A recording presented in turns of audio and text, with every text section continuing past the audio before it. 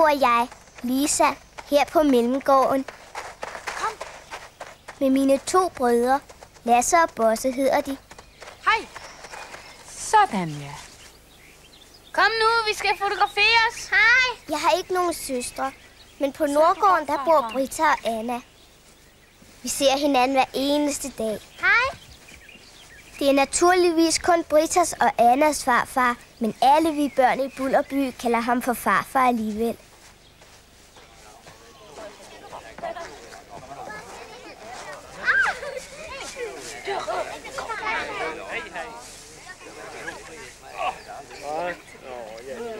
Kom nu.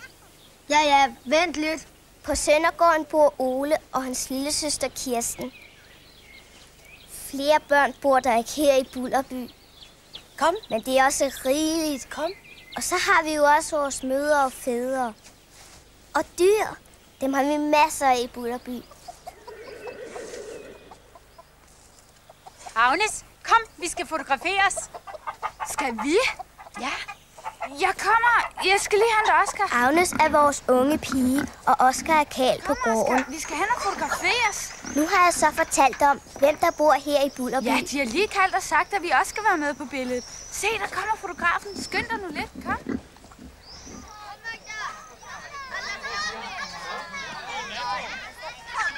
Kom så, Agnes.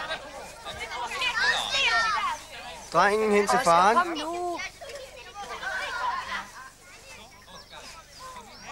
Det ser fint ud, det der. Flytter en anelse indad. Indad. Lidt mere. Det er fint. Nu kigger vi herhen alle sammen. Jeg holder min hånd op, sådan så forestiller den en lille fugl. Den kigger jeg på. Når jeg så siger stille, så er det selve fotograferingsøjeblikket. Godt. Vi var helt stille. Anna, Britta, Ole, Bosse, Lasse og så mig, Lisa. Stille. Kigger glade. Og nu! Det her billede tog vi, da farfar fyldte 80 år. Nu blomstertiden kommer, med lyst og ynglestår, sig nærmere blikken sommer, der græsser urter grå. Nu rammer sol i lille, og vandet låser dødt, men er den dæmon skrive, står op som er der født. De farver blomster enge, og unge morgen. De grønne urtesenge, og skovens friske blad. Vi skulle os forminde, og Gud er rig og from. Der lader nåden rinde, og række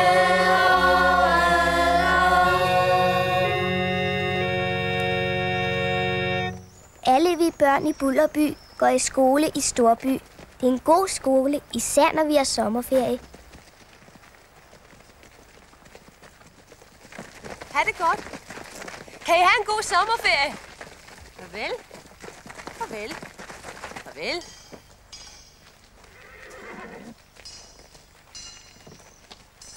Nej, ser man det. Er det de fine fra Bulderby, som er ude at spacere?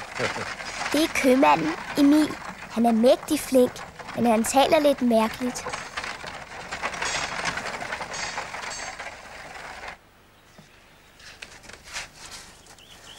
Hvem har bestemt, at man kun må gå på vejen, tror I?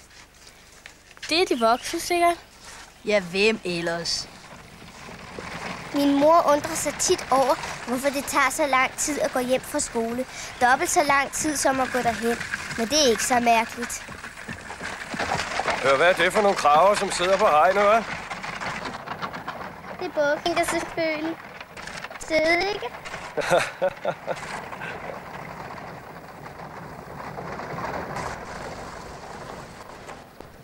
Den, som træder på jorden fra nu af, er død. Ja.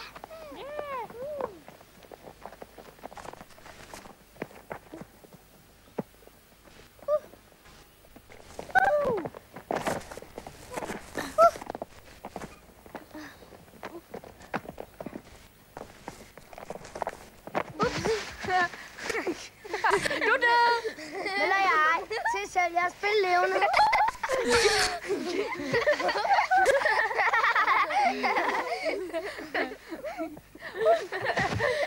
Haha, du er død.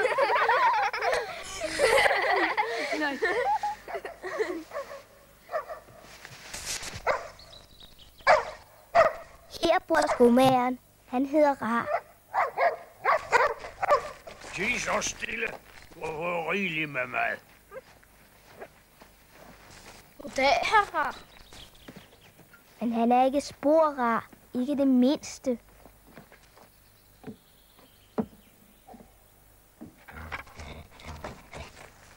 Hej, Svip.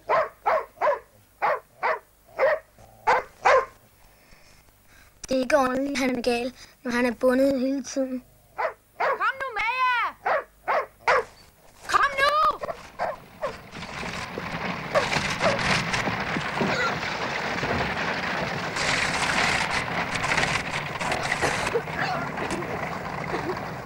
Hvor det støver. Hvor det støver. Som du kan sige det. Hvor solen skinner. Hvor fuglene kvider. Nemlig. Hvem har bestemt, at man bare skal kunne lide, når solen skinner, og ikke når det støver? Ja, det er da mærkeligt, at der er ting, som man skal kunne lide, og andre ting, som man ikke skal kunne lide. Så vi bestemte os for, at vi kunne lide det modsatte.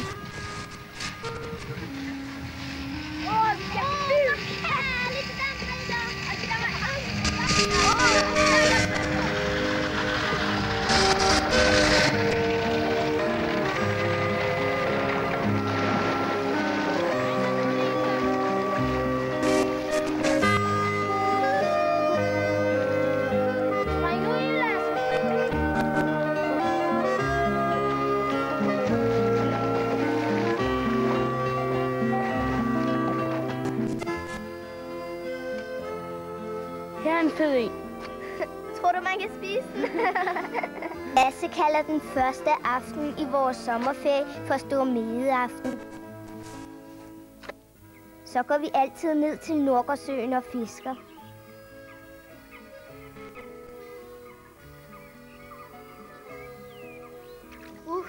Der er her mange myg. Der er bid. Det var en lille en. Ja, den gider ikke engang katten ned. Lasse, jeg kan da godt vise dig, hvordan man gør, når man meder. Tak, tak. Nå, for tid. Hvor solen skinner. Hvor fuglene kvider. Og myggene. Hvor mange mygstik har du? Det ved jeg ikke. Lad mig se. Hvad siger du nu? Den er så med flot, Ole. Jeg har 14 bid på det højre ben og 4 på det venstre. Jeg har 8 på hvert ben. Hvem har vundet? Tæl selv. Jeg har ikke lyst til at regne. Vi har sommerferie. Hold den lige, Brita. Hurtigt! Tag den nu! Tag den!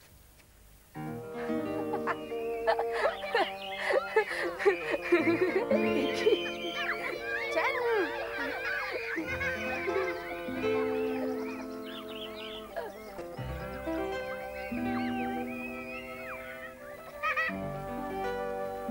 Nej, men ja, jeg ved ikke rigtigt. Nu får vi se.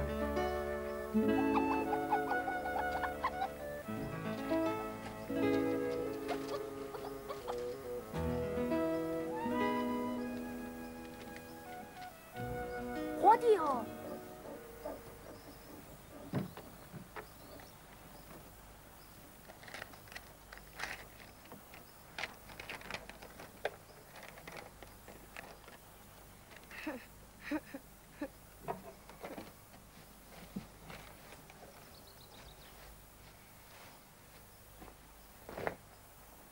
Hvor var de støde, drenge? Hvad har I leget med? Støv er da dejligt.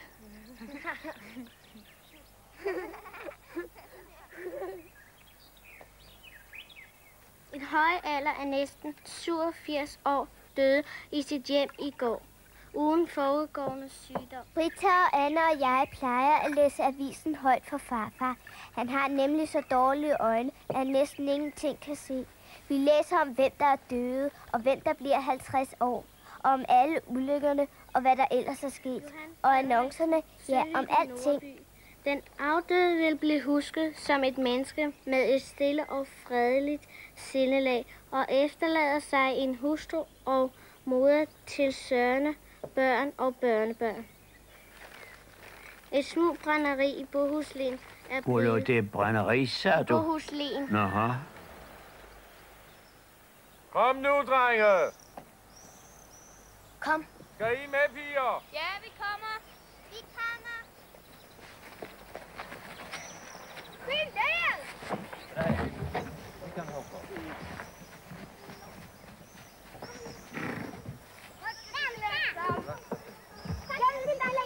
Ja, så kører vi. Jeg vil med. Jeg vil med. Nej, du er for lille, Kirsten. Kom. Skal vi give hønsene mad? Farvel. Vi skal hen til Johan i møllen med vores korn. Far er ikke spor bange for at lade os køre med Svea. Han siger, at den hest er klogere end alle vi børn i Bulderby til sammen. Kan du vinke? God tur!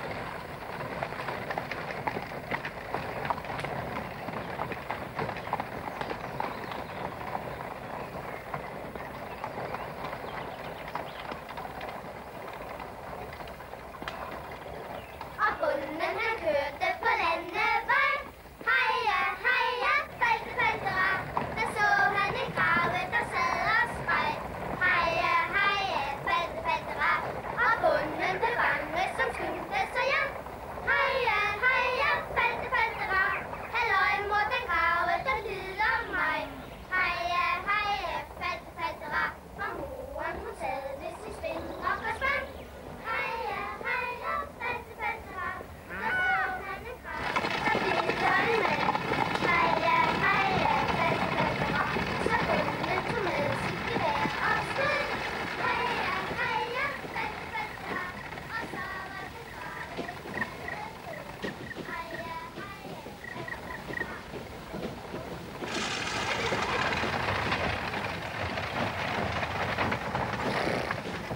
Hej, Johan. Goddag, goddag.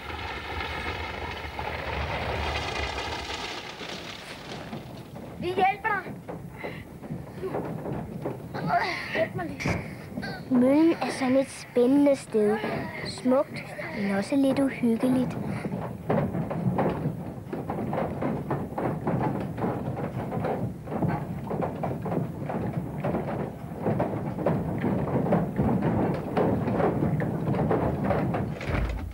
Tag så den her.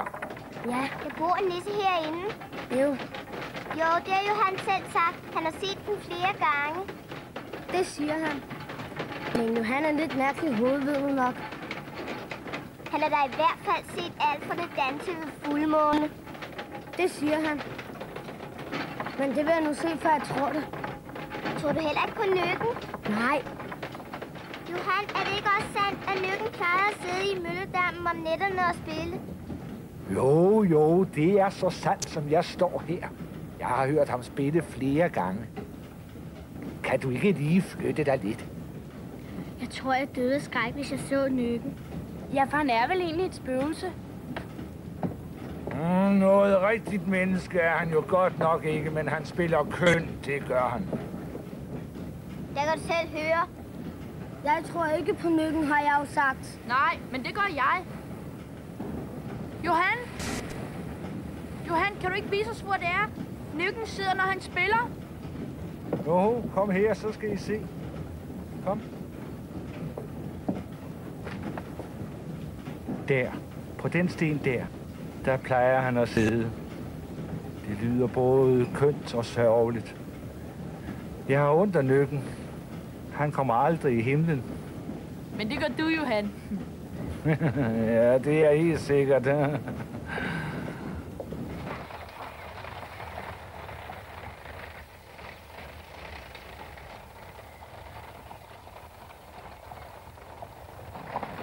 Nu vil jeg lave i nat i hvert fald. Hvad er det? Jeg tror, jeg går ned og ser på Nykken. Du er ikke rigtig klog. Er der nogen, der tager med? Der er vel ingen, der tør. Jo. Der findes ingen Nykke. Vil du med? Jeg ved ikke. Vil I ikke? Kan I blive fri? Jeg går derned alligevel. Selvfølgelig ville vi med alle sammen. Selv Ole. Men jeg spekulerer på, hvad mor og far vil sige, når vi skal ud midt om natten.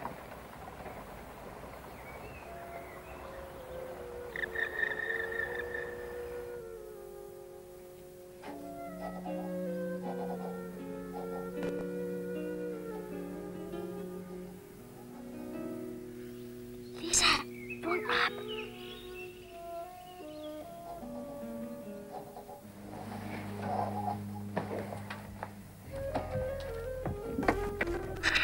Skynd dig. Ja, jeg kommer. Hun kommer nu.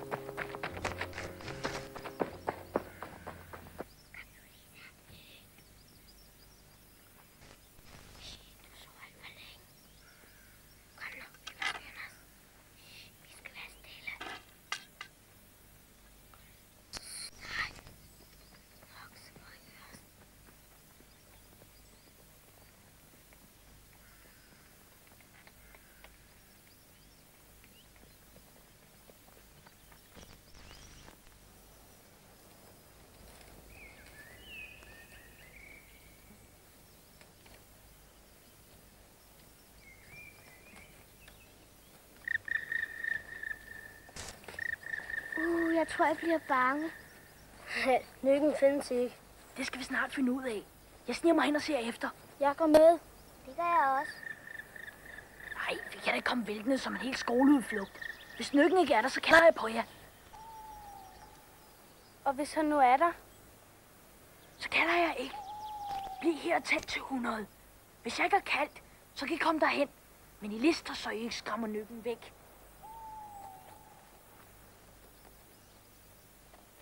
4, 5, 6, 7, 8, 9, 10, 11, 52, 53, 54, 55, 56, 98, 99, 100. Det her kan give en gåsehud. Det. Han kalder ikke. Så går vi derhen.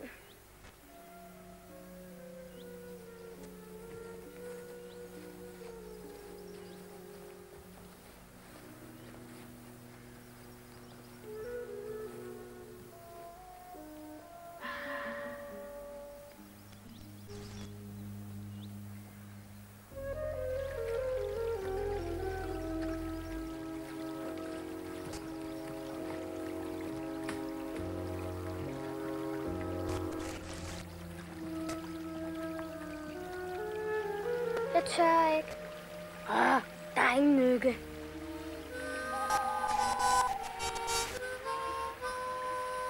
Jo, se der. Der er han.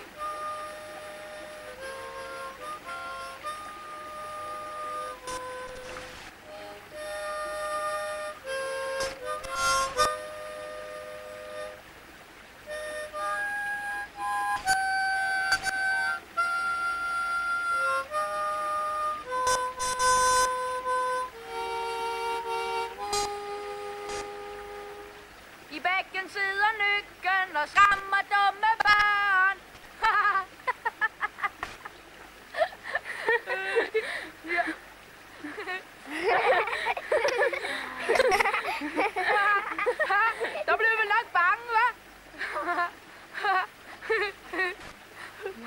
skal du få. Du kan bare vente til at få fat i dig.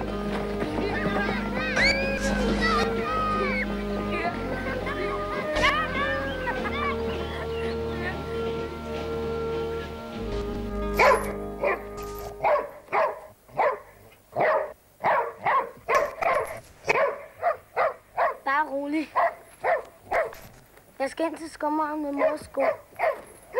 Se, hvad jeg er med til dig. Se her. Glem ikke at spørge efter Agnes' sko. Ja. Jeg lovede at tage dem med hjem. Vi går ned til skummeringen så længe. Jeg kommer om lidt.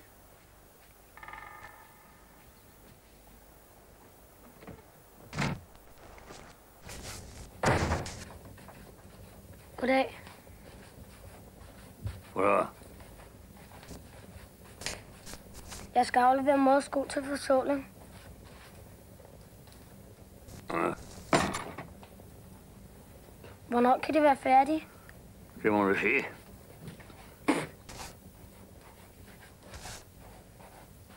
Og så skulle jeg bære mig for Agnes sko med også. Hvilken Agnes? Hende, der skal have de der sko. Jeg så hende. Se mig det.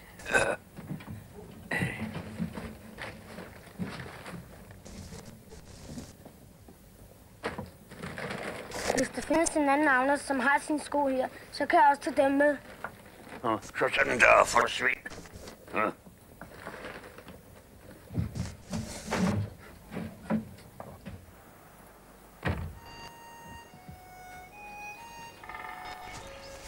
God hund. God hund. Husk det nu.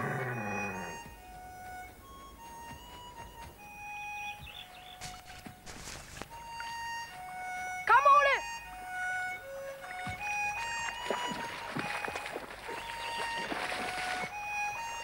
Vi er skibsbrudene på en øde ø! Ja, jeg er på vej. På engen bag ved skummagerens hus er der altid oversvømmelser om foråret. Og så bliver det et vældig godt sted at lege.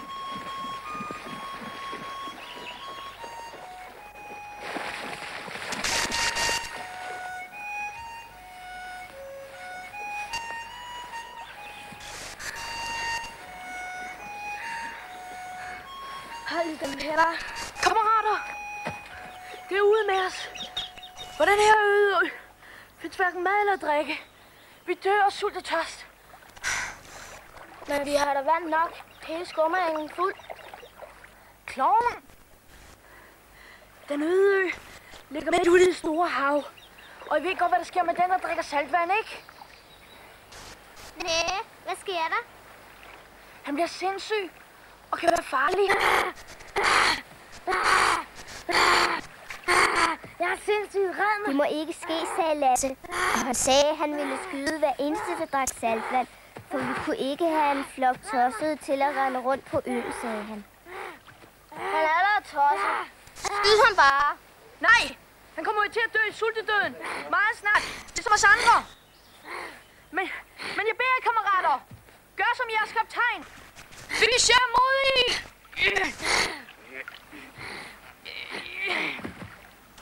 Jeg synes, vi slet gik derude. Så kan vi råbe hjælp. Jeg tror ikke på, det kan redde os. Men vi forsøger alligevel. Hjælp! Hjælp! Hjælp! Hjælp! Hjælp!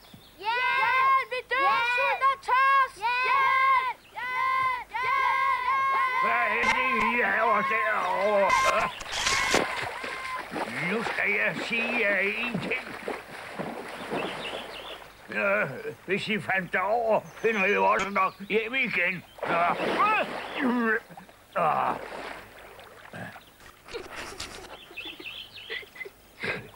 du hvad? Findes der ingen steder her i Bullerby, hvor I kan være med jeres tossestreger? Kommer I her mere, så skal jeg dele med hunden på jer. Glem ikke det.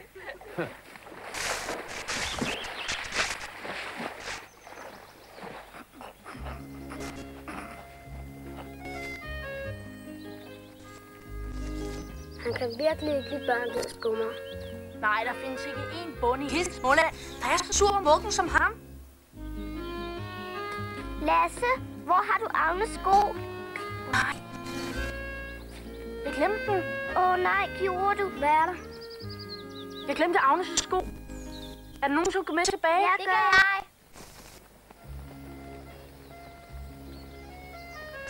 Lasse sagde, at nu var det ikke længere en øde ø. Nu var det et sørøverskib. Ombord på skibet var der en kostbar skat. Det var Agnes sko. Og den skat skulle vi erobre fra sørøverne på skibet. Og det var også os, der var sørøverne. Vi vinder! Vi vinder! Hej!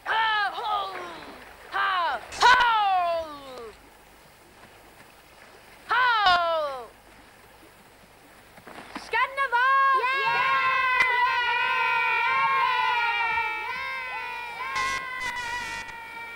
Skub af med jer! Skummer, Lasse! Løb! Skub af med jer, inden jeg bliver rigtig vred på jer!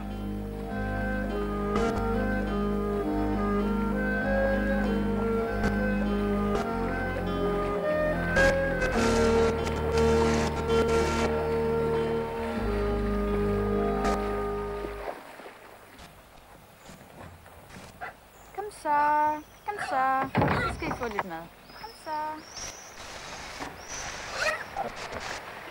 Hentede du skoene, Lasse?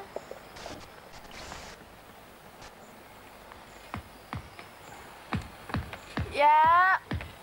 Nej. Nej, de er ikke færdige endnu.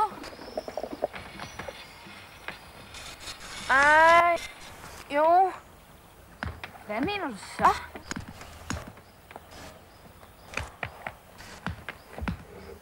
Jamen, Agnes, de er i sikkerhed. En flok sørøver passer på dem. Så man som hader børn. Skøre unger.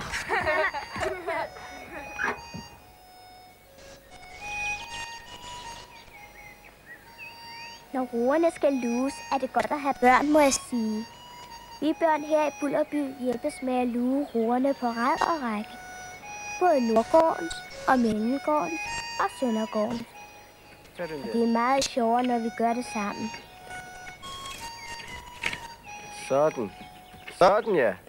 Nu har I fået 5 rækker hver til at begynde med. Kom i gang. Far, får vi 10 for hver række, som du har sagt? Ja, det gør I da. I begyndelsen er det meget sjovt at luge roer. Men man bliver hurtigt træt af det.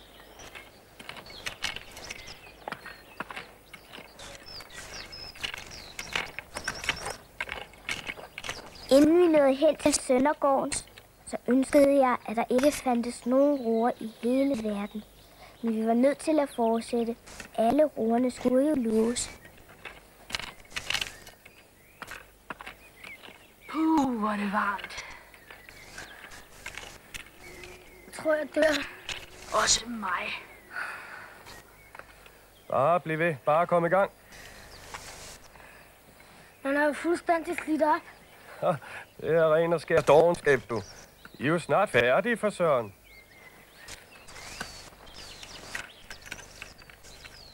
Skal vi ikke finde på et eller andet skilt? Jo. Hvad med at væde om noget, hva'? Ja, vi kan væde om. Vi kan væde om, hvem der kan sværge allerværst over de forbaskede roer. Hvor er du dum. Det er jo kun dumme mennesker, der svæver. Er det? Det siger lærerinden. Jamen, så lader vi være. Hør, Ole. Petruska salte bum bum. Eller hvad siger du? Kulfing, kulfing. Møjse, døjse, fylbom, apparat, siger jeg. Hvad er det, I siger? Det er et sprog, som kun drenge forstår. Pantoblaba.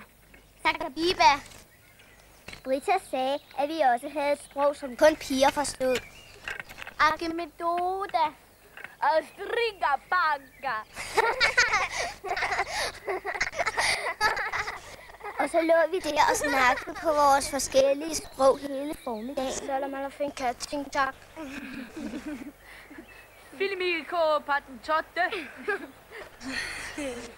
Kullefink. Kullefink betyder, at det begynder at regne. For det gør det. Kom, vi løber over i laden. Kom. Og det gjorde vi, fordi vi næsten altid gør, som Lasse siger. Hvor er det regner?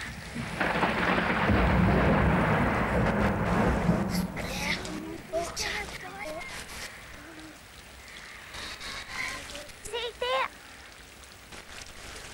Åh, kattekillinger. Hvor er de kære?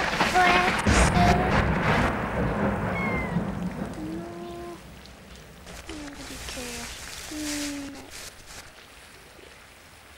Den der vil jeg have. Sikke et held, at katten havde fået 3 killinger. Så kunne hver gård få en.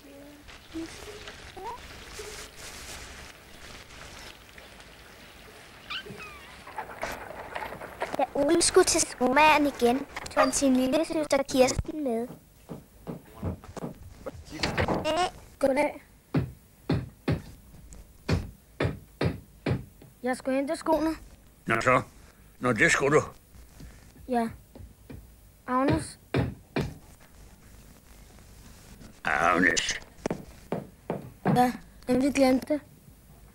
Glemte? Det er sidste gang, jeg går og samler sko op efter jer. Er du med det?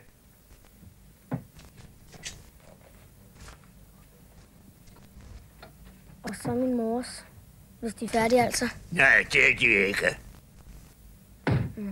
Hov.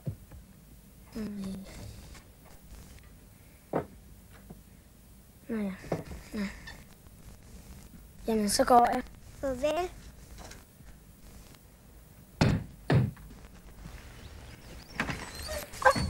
Ole måtte til skomageren mange gange for at spørge, om hans mors sko var færdige. Og hver gang havde han noget med til Svend. Jeg vil give ham det. Vil du give ham det? Sådan der.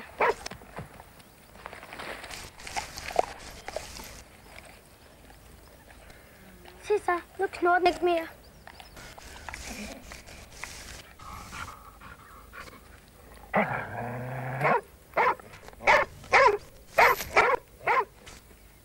Rolig, den er ikke farlig. Til sidst forstod Svend, at Ole var god nok og ikke sådan en dyreplejer som skomageren.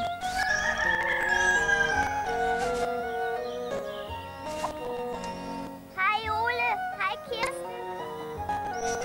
Hej. Her er skoene, Agnes. Endelig. Det var da også på tide, de blev færdige. Ja. Må jeg se dem? Tak skal du have, Ole. Har du også mine? Nej, mor. Dine er stadig ikke færdig. Som den skomager drikker det ikke mærkeligt. Han har aldrig forladet noget. Hvad siger du?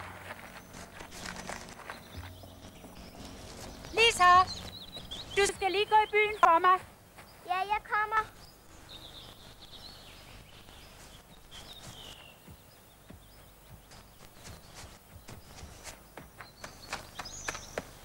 Hvad skal jeg så købe?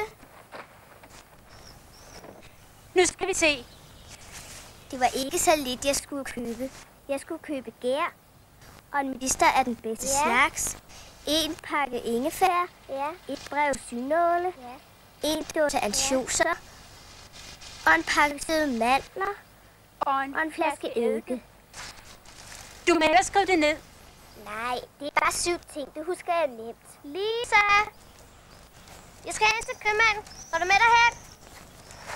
Jeg skulle lige til at spørge dig. Hvad skal du købe? Anna skulle købe sæbe og knækbrød og alt muligt. Og et stykke medister er den bedste. Ligesom mig. Og kaffeolie og en pose maltbøjser til farfar. Anna, Lisa. Ja. Skal I til købmanden? Ja. Kan I ikke købe en rulle hvid sygtråd nummer 40? Og så lidt vaniljesukker? Ja. Og så var der også noget andet. Medister? Ja. Er den bedste måske? Hvor kunne I gætte det?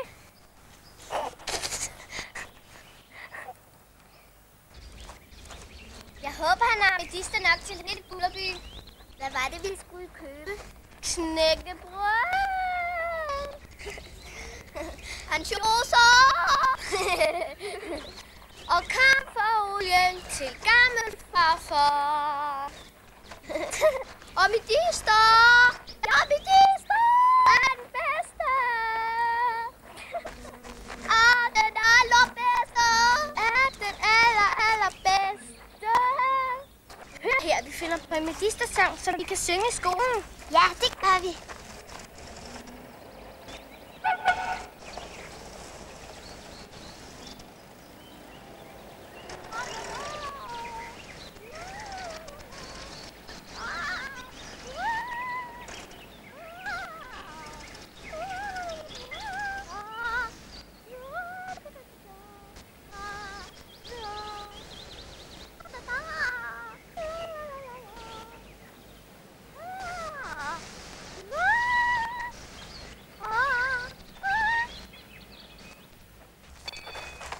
Så tager vi den forfra, ikke?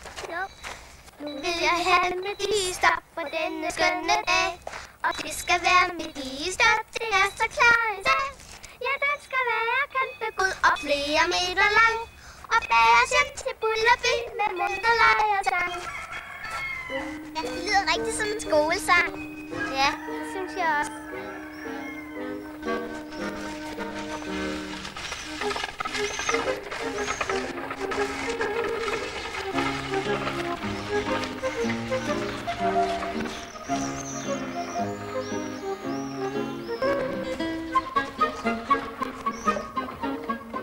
Og velkommen igen.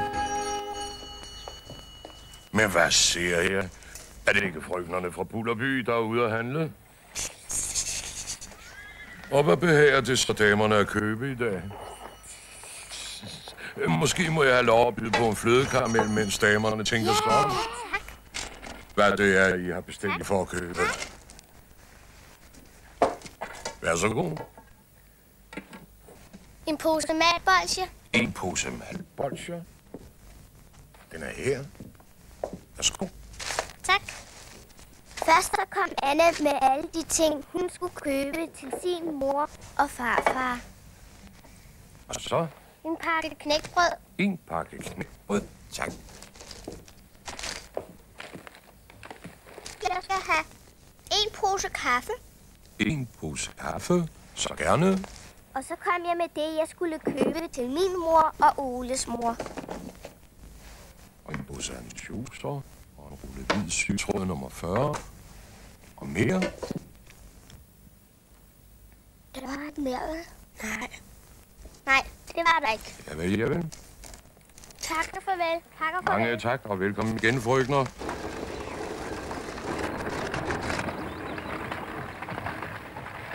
Du kan ikke huske, om jeg fik gær. Heller ikke jeg.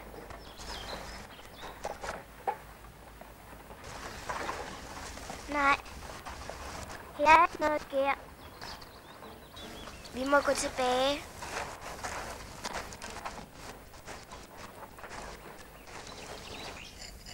Ja, her har vi så gæren. Nu kan I gå hjem og bage. Værsgo. Tak. Skulle det måske være en karamel? Ja, tak. Må jeg byde damerne en flødekaramel? Tak. Værsgo. Tak. Farvel. Farvel og mange tak. Krusedulle. Muldul. Tullu. Murfut. Muldul. Mursnup. Raveret. Lisa. Farfars kamferolie. Ja, så var vi jo nødt til at gå tilbage. Og kamferolie. Vi fik kamferolien, og købmanden kom med karamellerne. I må ikke gå endnu. Må jeg byde på en flødekaramel? Ja, tak. Ja, tak. Tak. Tak. Så farvel da. Farvel. Men da vi kom til korsvejen igen, så havde jeg virkelig ondt af Anna. Lisa, jeg fik ikke købt havregryn. Jo, du har da købt havregryn. Kom.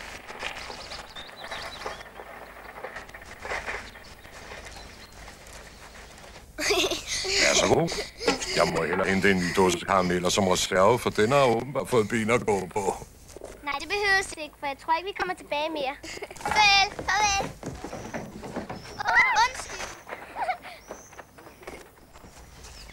Du, Lisa, ved du, hvad vi gør? Vi løber forbi Korsvejen, ellers husker vi bare på flere ting, som vi har glemt. Kom.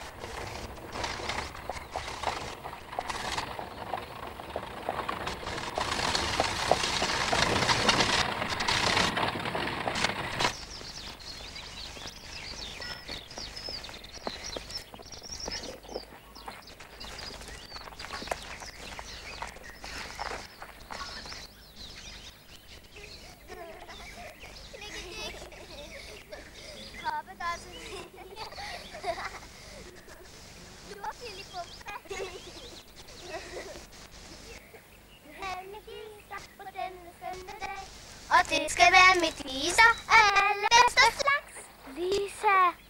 Lisa, vi har jo ikke købt nogen med Medister.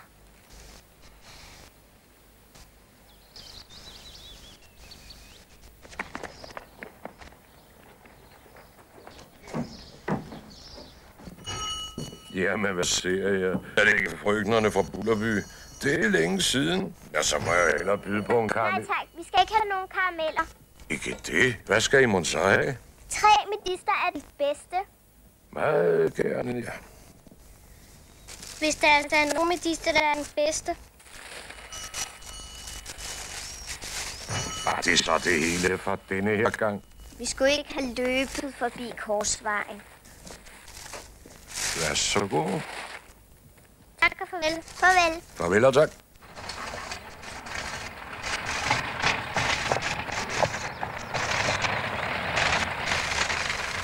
Hej Johan. Må vi køre med? Ja, hop bare op.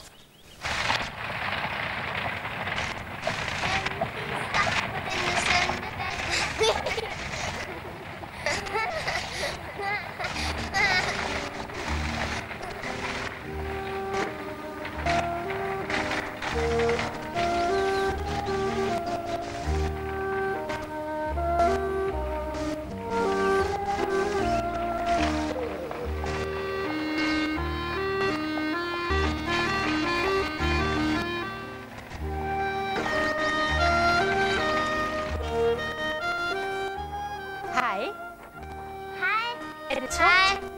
Nå. Har du husket det hele?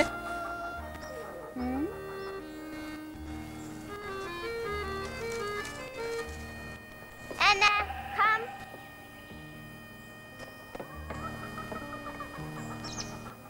Kaffe, ansjoser og Medister er den bedste. Tænk, at I huskede alt sammen. Og er I dygtige?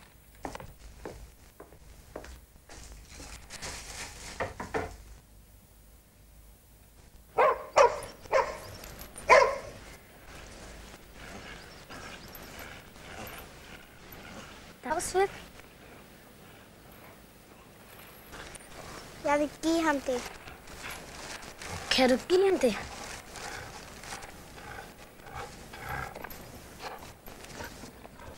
Jamen, har du ingen vand? Har skummet glemt det?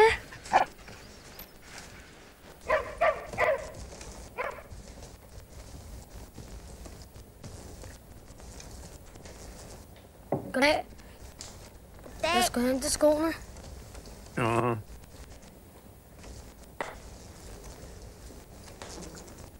Er de færdige, eller? Nej, det er de ikke. Og det bliver de nok heller ikke fuldt der.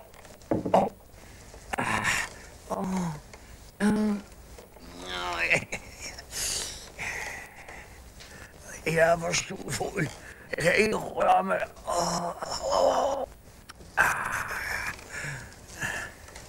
Hvad gør den svip? Jamen, han klarer sig nok.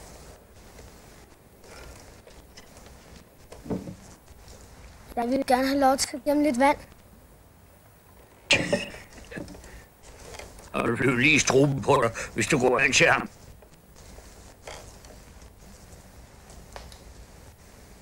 Men jeg kunne da forsøge.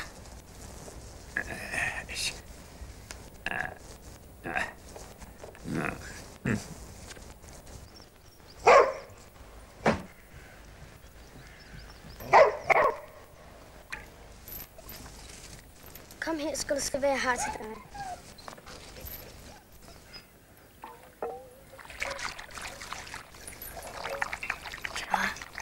Ja, hvor er du sød.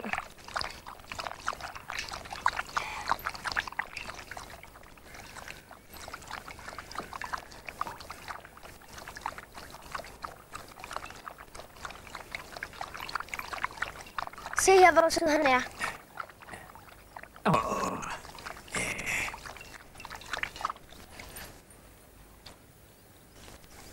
Kunne jeg få lov til at passe ham til foden er rask?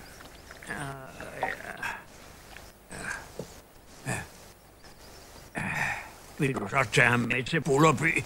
Ja. Jeg forsøger, så tager ham bare med. Juhu! Kom så, Svend.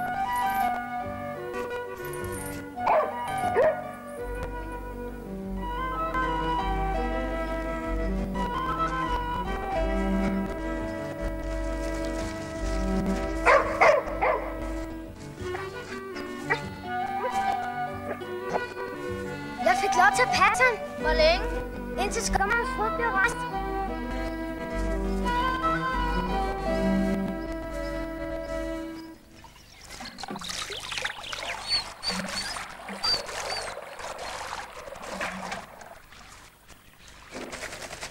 Må jeg prøve? Ja.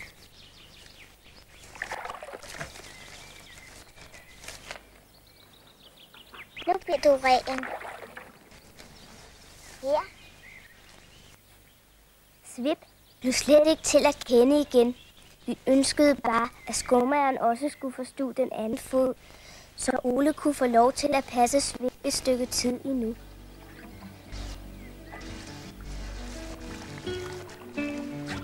Nå, har du det godt, Svip? Ja.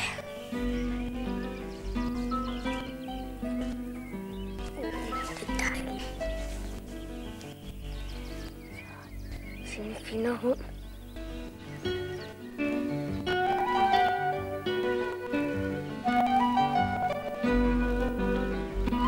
Tag den så.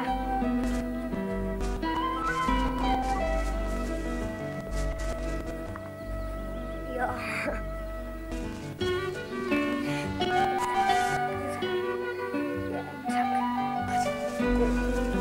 Efter den.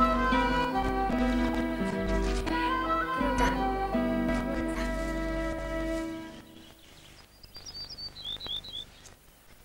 Er du ked af det, var Ole?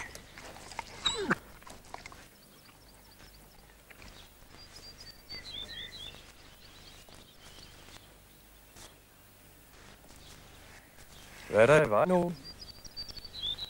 Jeg skal levere Svip tilbage i morgen, har skumageren sagt. Nå, skal han have den tilbage? Hvorfor nu det?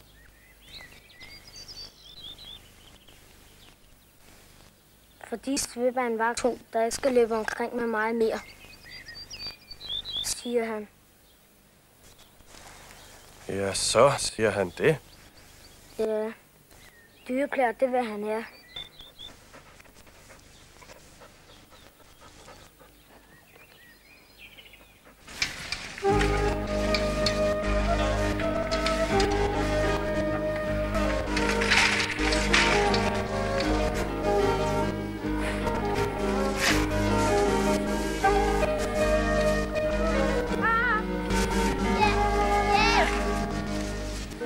Du kan ikke fange mig.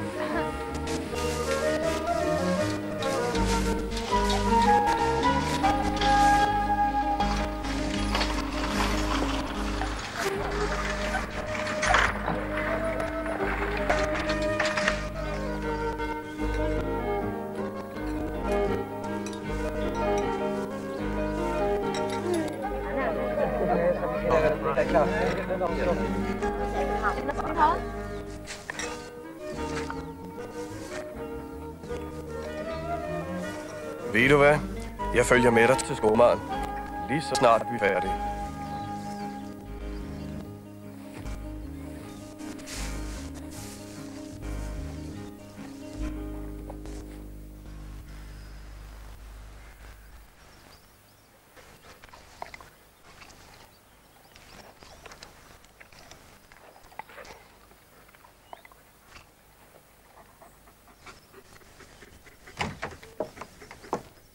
Ja, så siger vi vel det. Men I passer vel hunden ordentligt, ligesom jeg har gjort? Ja, han skal nok blive passet. Vær sikker på det. Ja.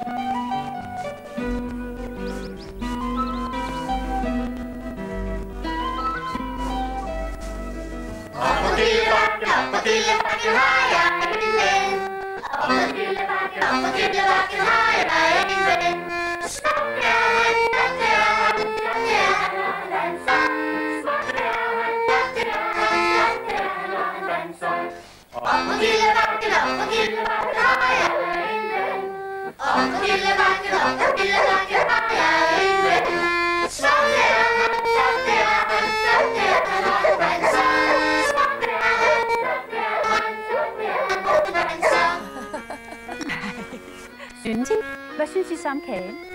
Jeg synes, det smager dejligt. Det gør den virkelig. Nu sørger du for, at han ikke slår, mand. Han taber. Perfekt, ja. Det slår du aldrig. Jo da.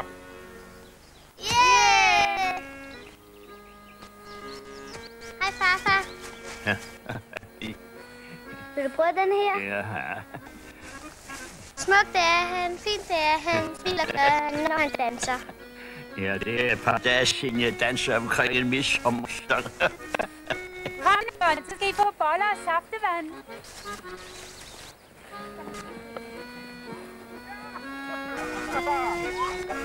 Kom, sæt jer ned her.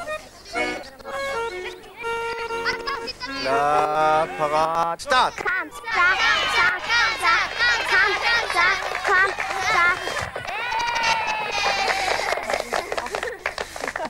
Jeg vil også have bolle. Vi skal spise den. Til aftensmad. Nej, hvad er det fine? Vil farfar have lidt mere kaffe? Ja, kaffe kan man jo drikke hele dagen. Ja, det ser sådan ud. Værsgo. I nat skal I vel klatre over Nister Kilde, vil jeg tro. Hvorfor skal man det? For at de kan drømme om ham, som de skal gifte sig med engang. Hvordan gør man det? Jo, først klatrer man over Nisterkitter, og så plukker man en hvid blomst for hver stakit, som man klatrer over. Så lægger man sine blomster under puden, og så sover man på dem. Og så drømmer man om ham, man bliver gift med. Jo, jeg har da aldrig prøvet noget så fjollet. Jo, men det er sandt. Men man må ikke grine og ikke snakke, imens man gør det. Så kan du lige så godt lade være, Lisa, for du kan ikke holde mund mere end 2 minutter. Det kan jeg sagtens.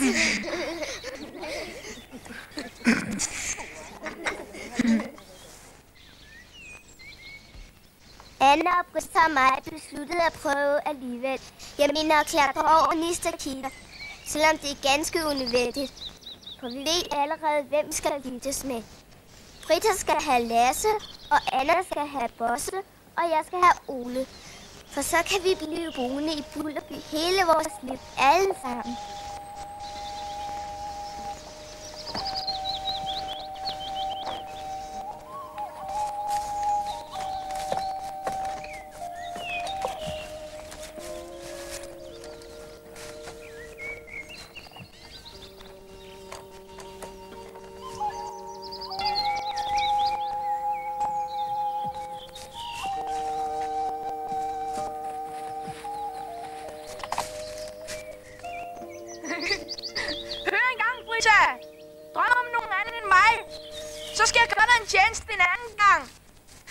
Din indbil.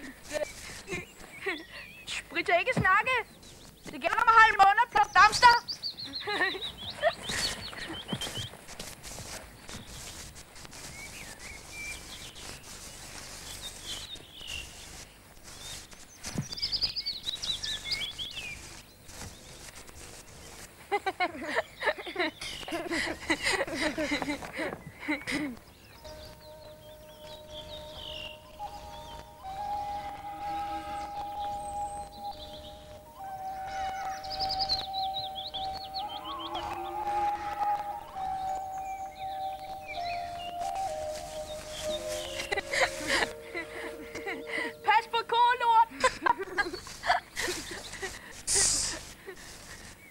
Nu er det sommer, nu er det sol, nu er det høm i haven.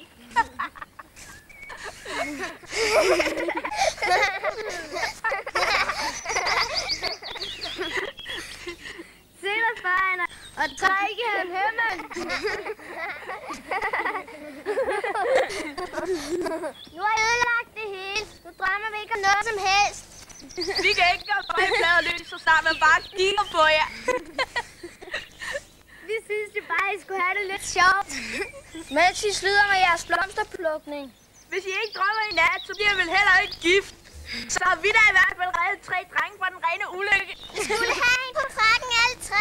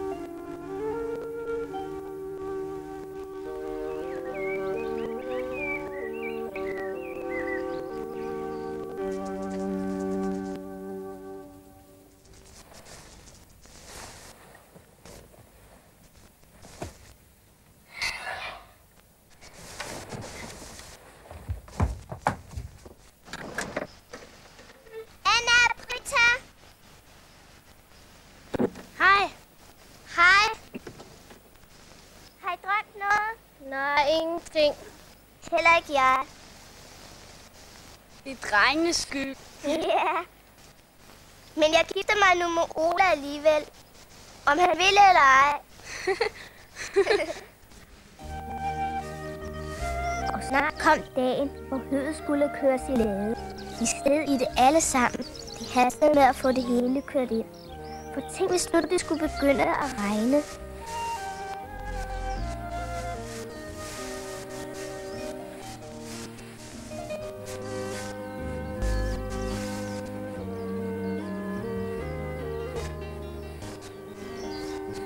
Det var sidste læs for i dag.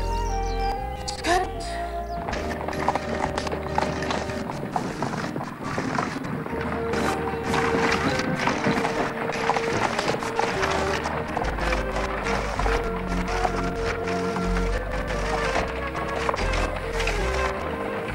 Er alle med? Så kører vi.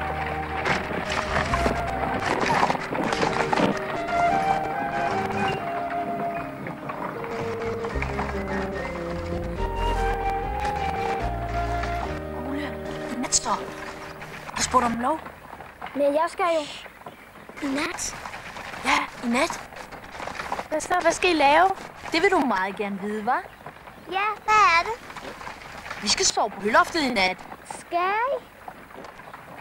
Det kan vi da også gøre. Ja! Vi kan sove på vores høloft. Ikke også, Lisa? Tør I godt det? Tænk, hvis der kommer et spøgelse. Eller en vagabond. Ja, tænk engang, hvis der ikke gjorde det.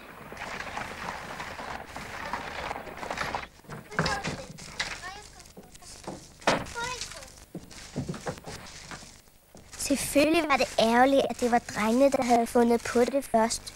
Men vi besluttede altså, at vi skulle sove på høloftet.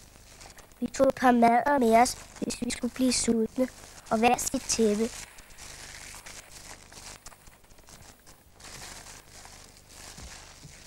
Og Ole, det heldige asen, han tog Svip med, for hvis der nu alligevel skulle komme et spøgelse. Farvel, små vagabunder. Kom igen i morgen tidligt, så får I varm mælk. Det er for alle vagabunder. Vel, hej så. Hej. Sov du godt, hvis I tør. Sidste år var der en, der fandt en hugorm på høloftet. Hvem ved så, hvor mange der er i år? Og hvor mange snore? 1000 måske. Stakkels jer, hvis I er så bange for hugorm, spøgelser og snore. Så er det nok bedst, at I går hjem og sover i jeres senge. Ja, nemlig. Og sutter på jeres tommelfingre. Jeg synes, tøserne er blevet lidt næsvise. Skal vi snart få rystet af dem? Absolut.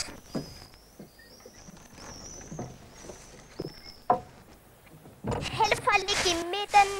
Der var du hurtig. Men gerne for mig.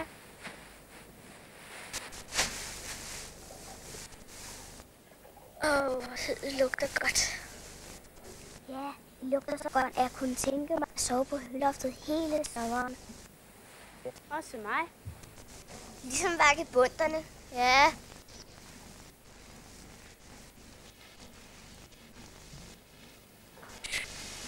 Det pusler så mærkeligt. Tænk, hvis der ligger en vagabund. Det gør der ikke. Nej, men det er måske en hugorm, der smyger sig i høet, kommer nærmere og nærmere, og så rasler det. Hold din mund.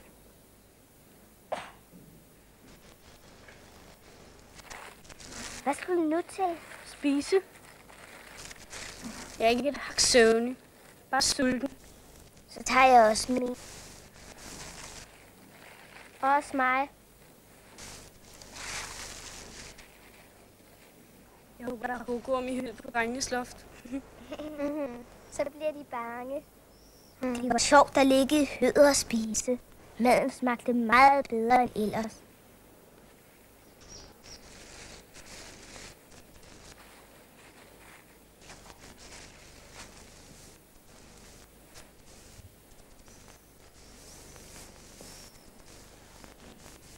Det blev mørkere og mørkere. Det var lidt uhyggeligt. Så vi sang en lille aftensang for ikke at blive bange. Nu skal vi sove, alle små unger i deres senge, og deres mødre og deres fædre. Alle skal sove, for nu er det nat. Sove skal også hver eneste kat. Skove og træer, marker og enge, blomster og fugle og alle små dyr. Alting som lever på hele jorden, alting skal sove, for nu er det nat. Sove skal også være.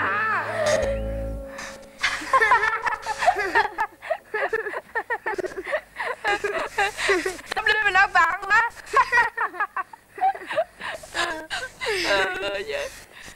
Tag det roligt. Man har vel lov til at drille jer lidt. Ikke så åndssvagt. Nej, giv mig så min mad. Jeg bider dig, eller tør du ikke. Edderkop. Nej. Hvor er den? Ja. Der. Hvor? Lad os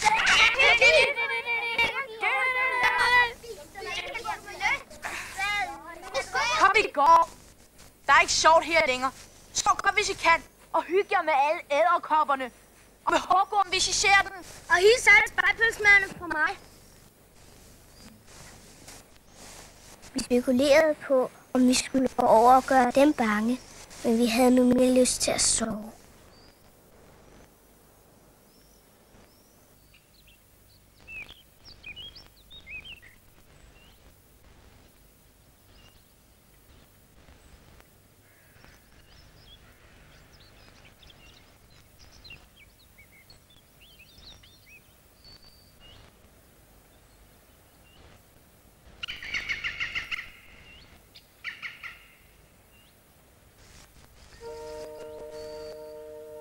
Er I vågne? Det tror jeg. Men jeg fryser, så jeg bliver blå. Det er du allerede. Og efterhånden bliver du mørkeblå. For du vil jo sove på høloftet hele sommeren. Det vil vise sig. Vi anede ikke, hvad klokken var. Men regnede med, at det nok var på tide at stå op. Og det gjorde drengene også. Kom, vi går og varmer os i vores køkken. Jeg har jo varmet mig på svøb hele natten. Du kan sagtens. Kom nu, før jeg fryser ihjel.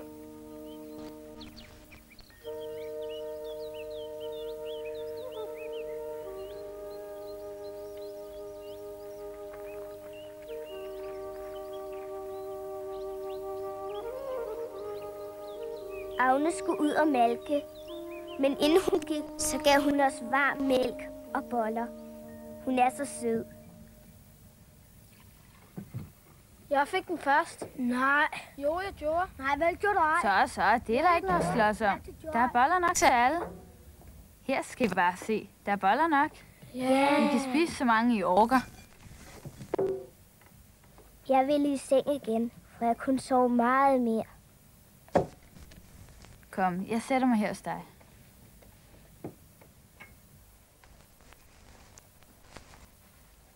Godnat, Bella. Det må have været et vældig klogt menneske, der fandt på det der med senge. Man sover faktisk meget bedre i sin seng end på høloftet.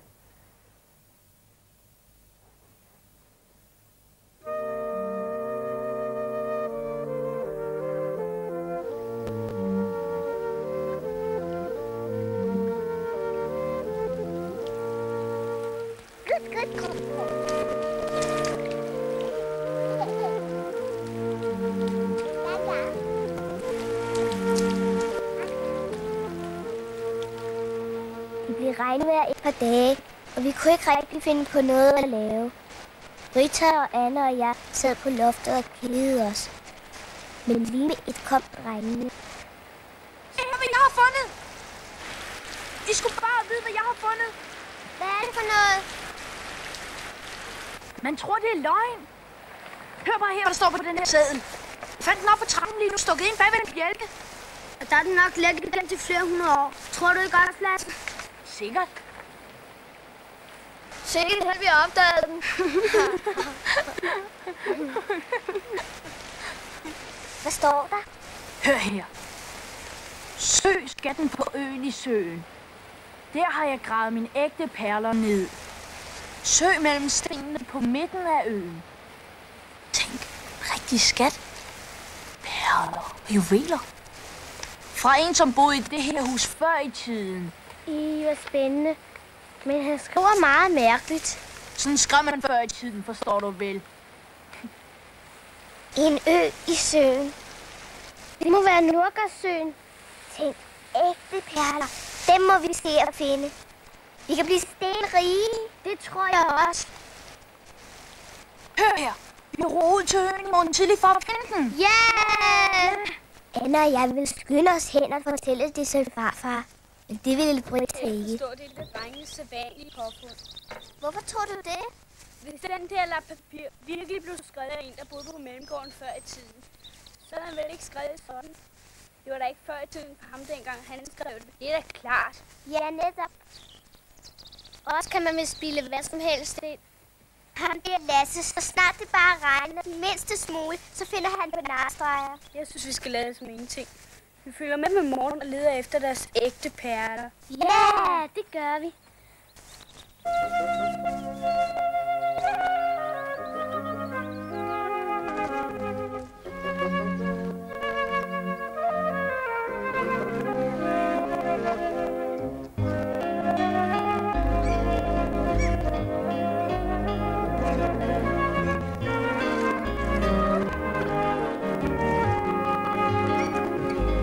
Du griner af. Jeg er bare spændt på de der perler. Er du ikke det? Jo. Hør, venner, jeg har tænkt på en ting. Jeg synes, pigerne skal have alle perlerne, hvis vi finder dem. Jeg mener, perler passer jo meget bedre til piger. Hvor er du sød. Pigerne får perlerne. Ja, det synes jeg også. Ingen diskussion. Men så må jeg altså også selv lede efter dem, mens vi går i vandet. Ja, gør I det. Søg på midten af øen, som der stod. Og glem ikke at kalde på os, når jeg har fundet dem. Ja, lov det. Vi vil nemlig være der, når I åbner blikdåsen. Hvorfra ved du, at de ligger i en blikdåse? Det stod der ikke på sedlen. Et eller andet ligger de vel i. Vi skal give dem en blikdåse.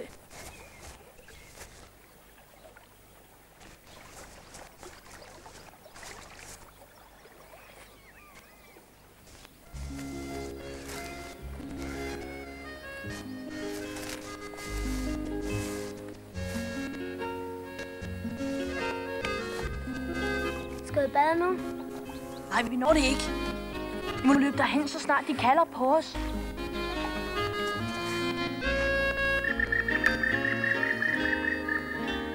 Der. Sikke et gemmested, hva'? Hvad står der? Der står, haha, piger kan man indbilde hvad som helst. En, som boede i den her skov før i tiden. Hvad gør vi nu? Vi må finde på noget. Ja, og det gjorde vi også. Men jeg har en idé. Nordgården skede på græsset på øen om foråret, og havde efterladt sig en hel masse små, hårde, sorte piller. Og dem fandt vi nogle stykker af og kom dem i blækdåsen. Og så skrev vi bag på siden.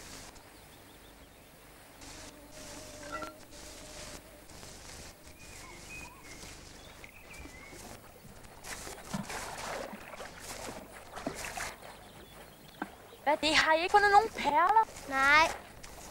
Har I nu ledt ordentligt? Ja, og nu er det jeres tur til at lede, for nu vil vi bade. Kom!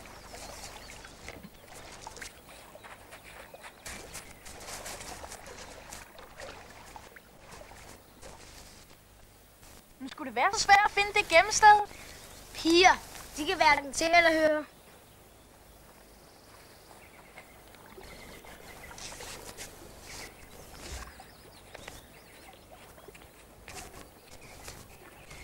Vi må gøre det lidt lettere for dem. Ja.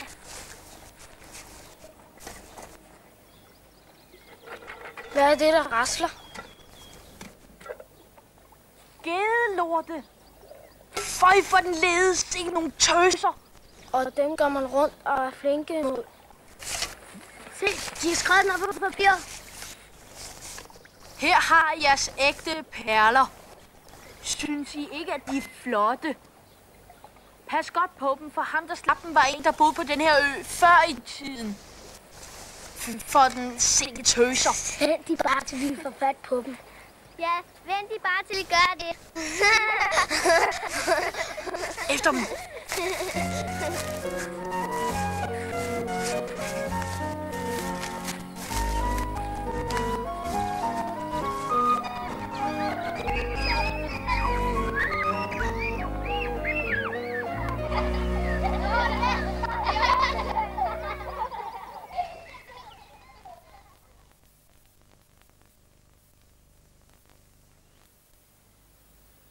Langt inde i skoven ligger den sø, der hedder Nokken. I den sø er der krebs. Det vrimler med dem. Og hvert år drager vi på krebsefiskeri.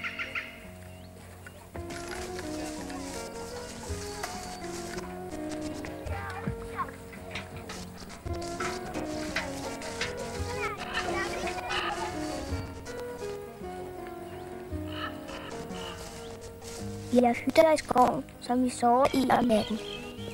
Så snart vi nåede frem, løb vi hen for at se, hvordan vores hytter havde det.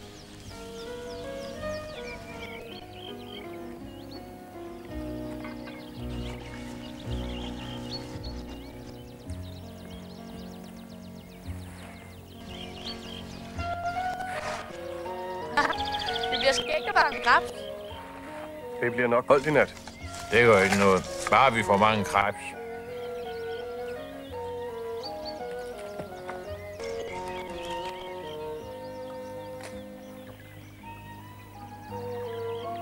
Vi har også særlige pladser, hvor vi lægger vores buer ud hvert år. Så kan du lægge dit bord i her, Lasse.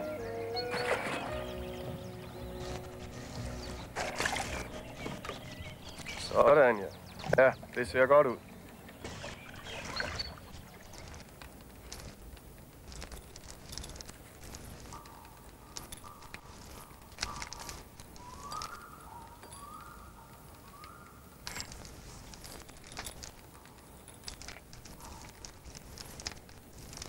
Ved I, at jeg kan høre, hvordan troldene tramper mellem træerne? Ej, der findes ingen trolde. Nej, nu skal jeg spille melodi for trolden, så forsvinder de hurtigt. Ja, lad os høre. Hør her, dreng. Går I med ned og fanger nogle krebs? Ja.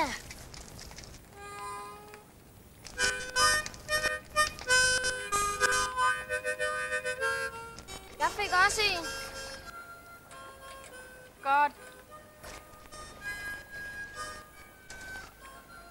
Hvor mange har vi nu? Lad mig se. 10-12 stykker.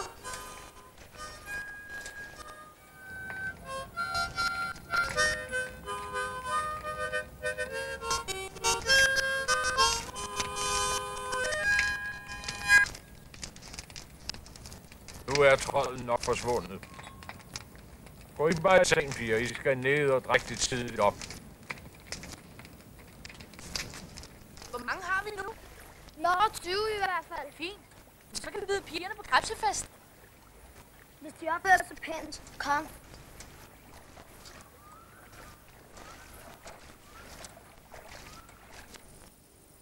Håber, vi får sovet godt i nat. Ja, men det bliver ikke ret længe.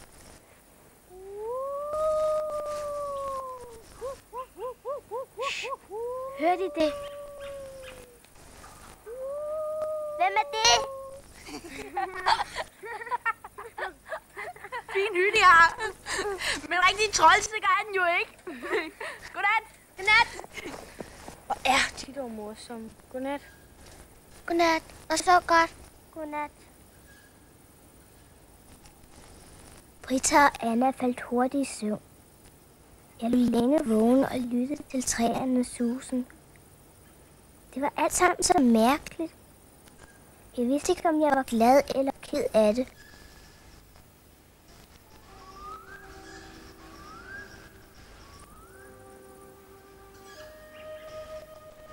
Men klokken 4 kom far og vækkede os. Og nu skulle vi ud og hænge krebseburene op. Så står vi op, piger. Klokken er 4.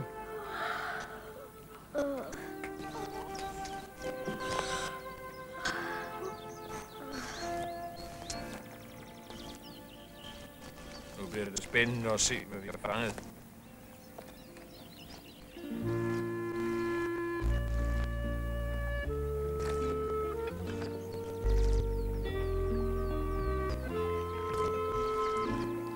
Er der mange? Ja.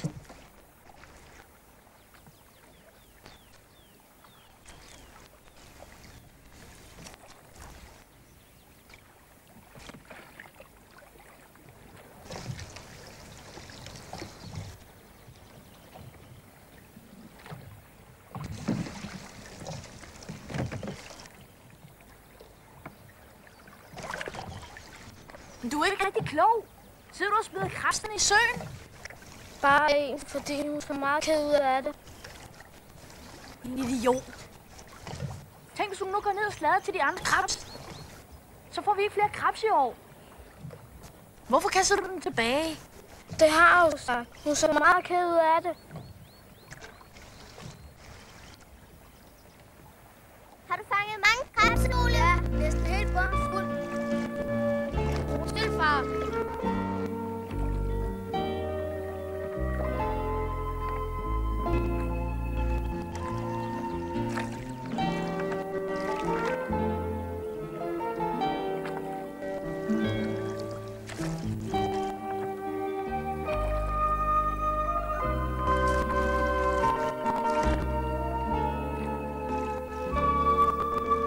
Snart kunne vi se Bulderby. De røg på skorstenene. Det var jo godt, at de var oppe, når vi kom hjem med alle vores krebs.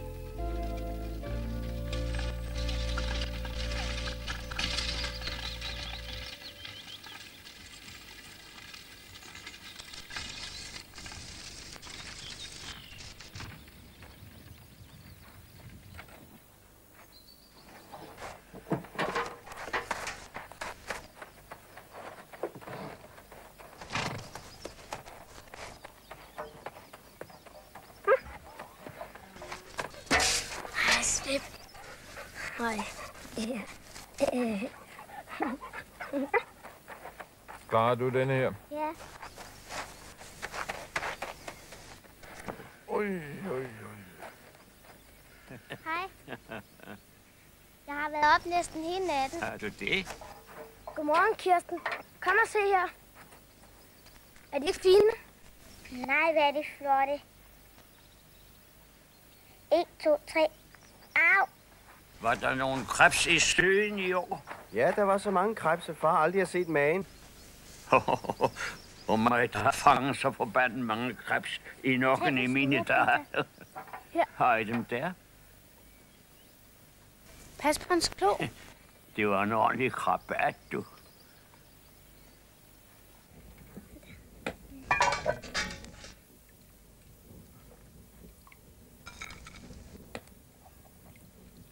Vi holdt krebsegilde med farfar samme aften. Og næste dag begyndte skolen igen.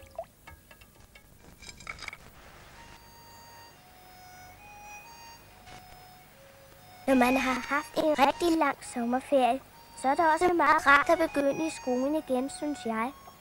Bosse siger, at han vil skrive til kongen og bede ham lukke alle skoler. Men det håber jeg ikke, at kongen gør, fordi jeg kan lide skolen og frygten og alle mine kammerater. Men jeg tror nu også, at Bosse inderst inde synes, at det er ret at komme i skole igen. Anna, Britta, kom, vi skal afsted. Hej. Hej. Piger, glem ikke at købe madbolse til mig. Nej, farfar. Sådan noget glemmer vi ikke. Hej. Anna, Hvornår vågnede I? husk din Jeg vågnede taske. klokken 7. Jeg vågnede klokken 6. Sådan. Hej, Britta. Så passer han ud der. Vent lige på mig.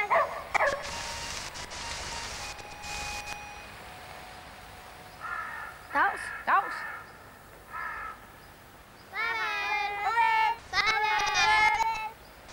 Kom, vi løber.